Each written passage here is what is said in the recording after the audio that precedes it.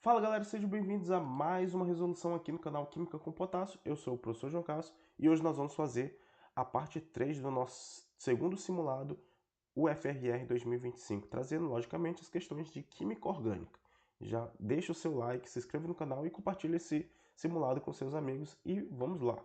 Olha só, questão número 7 fala o seguinte, os compostos fenólicos. Então já começa aqui trazendo a informação de que eu estou falando de compostos que têm essa função que é o fenol.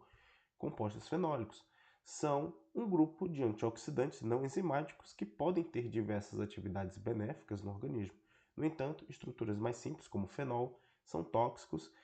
Então aqui, de novo, enfatizando para você, coloquei essa questão falando do fenol. Lembrando que todas essas questões, gente, do meu simulado, são questões autorais. Então, eu tenho uma ideia, eu acabo fazendo, achando dentro daquela proposta que é o vestibular da UFRR. Então, dá um pouquinho de trabalho, mas é muito prazeroso fazer essas questões. Então, aqui eu, mais uma vez, enfatizando o fenol, dizendo que eles são tóxicos, precursores de diversos compostos, podendo ser empregados também na produção de polímeros. Por exemplo, aqui você tem a representação de vários compostos do lado, né?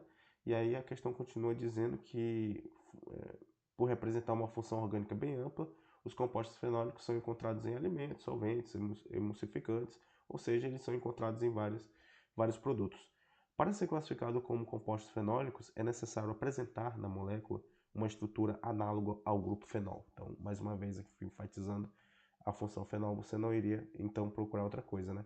Outros nomes utilizados para se referir ao fenol são ácido carbólico, sim, é um nome usual para ele, tá? Ácido fênico também, porque o fenol é uma função que, depois do ácido carboxílico e dos ácidos sulfônicos, o fenol ele é um composto orgânico que tem uma certa acidez, tá? Então por isso que ele é chamado de ácido fênico também. Ácido fenílico, benzenol, hidroxibenzeno, que é o nome oficial da IUPAC, e monohidroxibenzeno. Marque a sequência que apresenta apenas compostos pertencentes à função orgânica citada aí. Então, então essa questão aqui ela está abordando o conceito de funções oxigenadas, especificamente fenol. Então o aluno já tem que lembrar o seguinte, que o fenol é a função que tem a hidroxila ligada ao benzeno, tá bom? Então aqui eu vou ter que colocar a hidroxila ligada no benzeno, senão ele não vai ser a função fenol, tá? Lembrando que função álcool é a hidroxila ligada ao sp3 e a função enol é a hidroxila ligada ao sp2, que não é do fenol, tá bom? Do benzeno. Então só para relembrar aí, né, para revisar esses conceitos, porque realmente os alunos confundem muito. Tá, então aqui, ó. No primeiro composto, eu tenho sim a hidroxila ligado ao aromático. Então, esse aqui é fenol, beleza. Aqui eu tenho a hidroxila, mas isso não é um aromático, tá? Isso é um ciclo que não tem nem ligações duplas, que são aquele processo de ressonância do benzeno. Então, não é aromático aqui, tá? Então, já está fora. E aqui também a gente não tem hidroxila, a gente tem um grupo amina. Então, isso aqui seria uma amina aromática ou uma amina primária, tá bom? Então, letra A não pode ser. Letra B também não, porque a hidroxila, de novo, ó, não está ligado ao benzeno. Lembrando que o benzeno tem que ter as três duplas aí, tem que ter fluxo contínuo de elétrons. Então, aqui seria basicamente uma função álcool, né? Então, um álcool aí e não o fenol, beleza? No composto 2, sim, você teria aqui o fenol, tá? Numa figura de um polímero. E aqui você teria a função do enol. Então, lembra que, ó, para ser fenol teria que ter essa dupla aqui, não tem, beleza? Então fica como enol. Na C você tem hidroxila ligada ao aromático, então isso aqui é um fenol, beleza? E aqui você tem um ácido carboxílico, não interfere, ele continua sendo um fenol e um ácido carboxílico. Aqui você tem hidroxila ligado numa estrutura que parece ser, né, um naftaleno, mas está faltando a dupla aqui, ó, beleza? Então não, isso aqui é só um enol mesmo. Um enol. Então aqui, não. E aqui é um álcool, porque está ligado a um carbono sp3. Então, aqui estaria errado, ok? D. Você tem sim um aromático aqui, isso aqui seria um fenol. E aqui também, gente, ó, interessante que parece ser um enol, mas não, porque ó, esse carbono aqui está fazendo a dupla, esse carbono está fazendo a dupla, ou seja, todos aqui estão fazendo a dupla. Então, essa estrutura aqui é o naftaleno, né? Então, é como se fosse dois benzenos. Pode estar representado aqui dessa forma, pode estar com os 3 traços aqui nessa parte, não importa. É tudo correspondente. Então, isso aqui é um fenol também, tá? Porque é o benzeno, o aromático, derivado do... É o naftaleno, aromático derivado do benzeno, com a hidroxila. Só que aqui, deixa eu ver aqui. Aqui também tem hidroxila ligado ao aromático, né? Então, sim, a gente encontrou a resposta, letra D, né? Todos aqui são fenóis. Na letra E, tá errado, porque você tem sim aqui, de novo, naftaleno, aromático. Isso aqui é um fenol. Aqui também é um fenol, beleza? Só que aqui é um álcool, Ó, tá ligado a um carbono sp3 aqui, ó. 2 hidrogêniozinho, tal. Então aqui seria um álcool, beleza? Então, não podendo ser aqui a função fenol. Certo, gente? Tranquilo? Para ser fenol, a hidroxila tem que estar ligado no benzeno. Vamos então para a questão de número 8. Projeto de lei torna mais rigorosa a venda de cetamina. Tragédia que vitimou a sinhazinha do boi garantido requer ação firme, segundo o parlamentar do Amazonas, que pediu votação de regime de urgência ao projeto de lei que regulamenta o uso dessa substância. 7/6/2024, né? É uma molécula muito interessante que tem aparecido recentemente aí na mídia e fala que a cetamina é um anestésico dissociativo e analgésico não barbitúrico, ação rápida que induz a inconsciência, a catalepsia, podendo causar, né, efeitos alucinógenos, sensação de bem-estar e tem potencial sedativo. Ok. Sobre esse composto, é correto afirmar que, então aqui, a estrutura aqui do lado, né, isso aqui é um cloro, tá? Apresenta funções cetona, amina primária e aleto de arila. Vamos lá. Aqui eu tenho um aleto.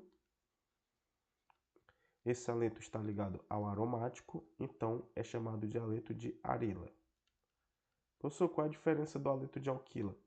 É ele ligado a uma estrutura que não é aromático, que é um carbono ali de um radical metil, etil, tá? Uma estrutura, né? Que não é um benzeno. Então, aí seria um aleto de alquila. Um aleto de acila seria o halogênio ligado à carbonila, né? Derivado. Também podendo ser chamado de aleto de ácido carboxílico e tal, né? Não é o caso aqui, tá? Então, como ele está ligado ao aromático, ele está ligado a um radical arila. Então, aleto de arila. Tem uma amina primária? Não tem uma amina primária, porque ó, você tem aqui uma amina, só que ele está ligado a 2 carbonos. Então, é uma amina secundária. Então, por isso, a gente vai marcar aqui a primeira como errada, beleza? E tem função cetona sim, tá? Isso aqui é uma cetona. Ok? Então, só para frisar, aqui é uma mina, só que é uma mina secundária. Eita, caiu aqui. Mina secundária. Beleza. Então, B. É um hidrocarboneto aromático de fórmula molecular C13H16NOCl. Na hora da prova, é mais indicado você verificar isso depois, tá? Mas eu vou logo conferir aqui, tá bom? Então, 13 carbonos, 1, 2, 3, 4, 5, 6, 7, 8, 9, 10, 11, 12, 13. Então aqui C13. Hidrogênios, 16. Vamos lá. 1, 2, 3, 4, 5, 6, 7, 8. Aqui não tem, aqui não tem. Aqui é o CH3, né? 8, 9, 10, 11, 12. Aqui tem 1, 13, 14, 15, 16.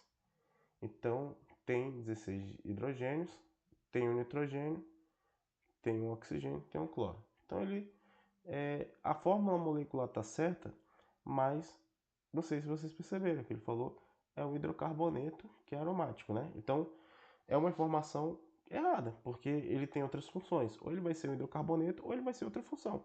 Beleza? Então, pelo fato de chamar de hidrocarboneto, ele não é. Tá? Ele é uma amina, ele é uma acetona, tal. Nesse caso, nem precisaria, então, contar a fórmula molecular, tá? Mas eu só estou enfatizando mesmo. C. Existem dois enantiomorfos. Então, se ele tem enantiomorfos, ele tem carbono quiral, que são os enantiômeros, possíveis para esse composto. A sua mistura racêmica não apresenta atividade óptica por compensação interna. Então aqui, gente, a gente não precisa nem contar. Por quê? Compensação interna é para um composto meso. No caso da mistura racêmica, seria para uma compensação externa, ou seja, são dois enantiômeros que um anula o outro. Mas vamos ver aqui, ó. Tem carbono quiral aí? Se eu observar aqui, tem um carbono quiral aqui, ó, que é esse daqui, ó. É um carbono quiral. Por quê? Como é que você sabe que é um carbono quiral? Que esse grupo aqui é diferente desse grupo aqui, e aí você divide o composto no meio e vê que a parte da esquerda é diferente da parte da direita. Então esse é o único carbono quiral.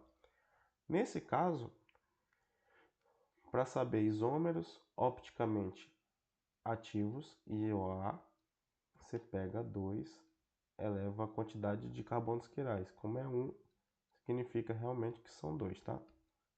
Então são 2 aí.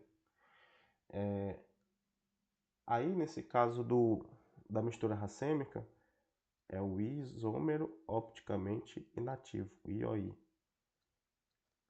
Então você pega o IOA e divide por 2. Então 2 dividido para 2, aqui é igual a 1.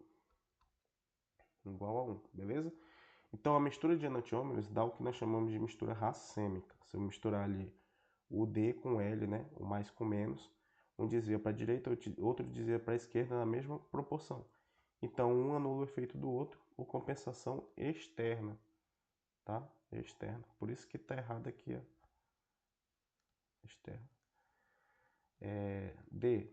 A quantidade de carbonos sp3 e sp2 é a mesma. Está errado, porque eu tenho 6, 7 sp2. E sp3 eu tenho 5, 6. Eu tenho 6. Então o gabarito ficou na letra I. A quantidade de carbono secundário é 5 vezes a quantidade de carbonos terciários, que por sua vez é o dobro da quantidade de carbonos primários, tá bom? Então, aqui ficou assim, ó. Vamos contar aqui a questão dos carbonos primários, secundários e terciários.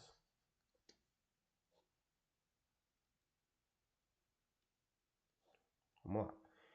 Então aqui, ó. Esse carbono aqui que está sozinho, ele é um carbono primário.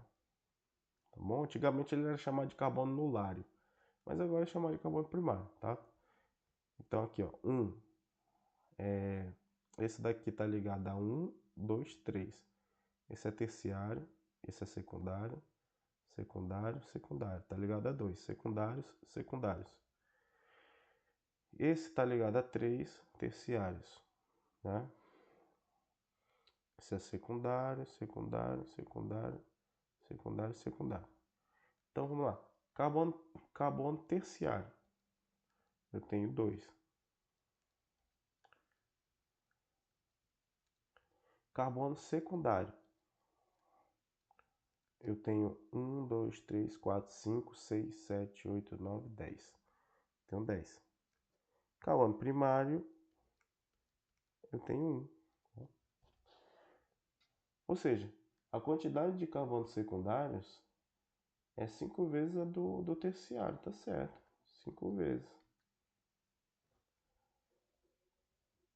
Vamos lá. Que, por sua vez, é o dobro da quantidade do primário. Por sua vez, quem? Terciário, entendeu? É o dobro. Então tá correto aí, né? É importante contar certinho aí a questão do primário, secundário, terciário, que esse é um assunto que também é bastante cobrado, tá? Então o gabarito aqui realmente ficou na letra I.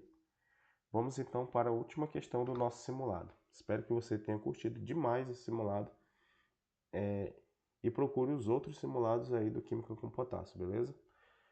Questão 9. Farmacocinética da droga cetamina, ainda falando da cetamina. após a absorção, ela está escrita aqui.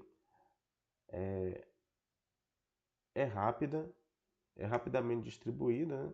Ele está trazendo aqui o texto assim, ó. Farmacocinética da droga cetamina é o seguinte: após a absorção, a cetamina é rapidamente distribuída para o cérebro e outros tecidos. No corpo, ela sofre metabolismo extenso.